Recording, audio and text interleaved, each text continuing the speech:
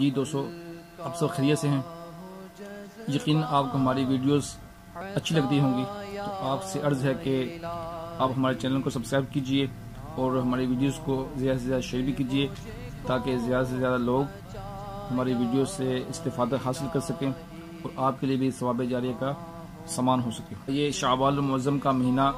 جاری ہے، اس حوالے سے ہمارے غوث پاک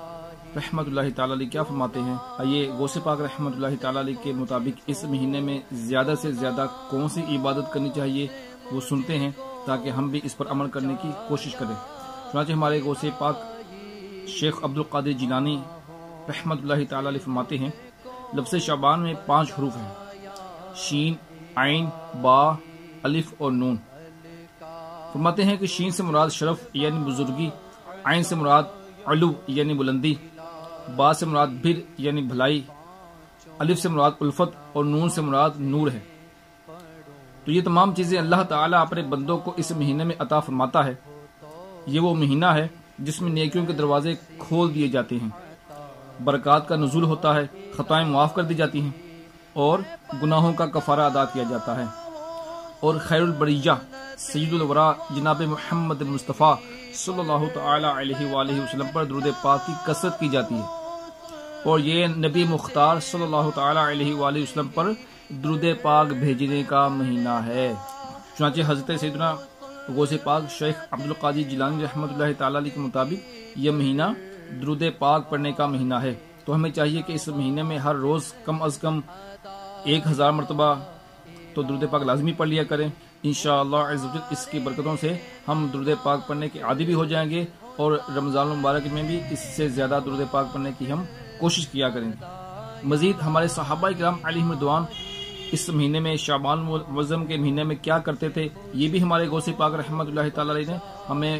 وضاحت کے ساتھ فرما دیا تاکہ ہم بھی اس پر عمل کرنے کی کوشش کریں۔ چنانچہ گلیات الطالبین میں ہمارے غوث پاک رحمت اللہ تعالی علیہ فرماتے ہیں، حضرت سیدنا انس بن مالک رضی اللہ تعالی عنہ فرماتے ہیں، ماہ شعبان المعظم کا چاند نظر آتے ہی صحابہ کرام علیہم رضوان قرآن پاک پڑھنے میں مشغول ہو جاتے، اپنے اموال کی زکوٰۃ نکالتے تاکہ کمزور اور مسکین لوگ ماہ رمضان المبارک کے روزوں کے لیے تیاری کر سکیں۔ حکام قیدیوں کو بلا کر جس پر حد قائم کرنا ہوتی اس پر حد قائم کرتے، بقیہ کو آزاد کر دیتے، تاجر اپنے قرضے ادا کر دیتے، دوسروں سے اپنے قرضے وصول کر لیتے۔ جو ماہ رمضان المبارک کا چاند نظر آنے سے پہلے اپنے آپ کو فارغ کر لیتے، اور رمضان شریف کا چاند نظر آتے ہی غسل کر کے بعض حضرات سارے ماہ کے لیے اعتکاف میں بیٹھ جاتے۔ تو یہ معمول تھا ہمارے صحابہ کرام علیہم رضوان کا۔ تو کاش ہمیں بھی اس طرح کا جذبہ مل جائے، اس طرح کا ذہن ہمارا بھی بن جائے کہ ہم بھی رمضان المبارک سے پہلے اپنے بڑے کاموں سے فارغ ہو کر رمضان المبارک میں اچھی طرح اللہ تعالیٰ کی عبادت کرنے میں مشغول ہو جائیں۔ اللہ تبارک و تعالیٰ ہمیں رمضان المبارک سے پہلے اس کی تعظیم کے لیے، اس میں عبادت کے لیے ذہن بنانے کی اور اس کے لیے ہمیں کوشش کرنے کی توفیق عطا فرمائے۔ اپنا خیال رکھیے، بہت بہت شکریہ، السلام علیکم۔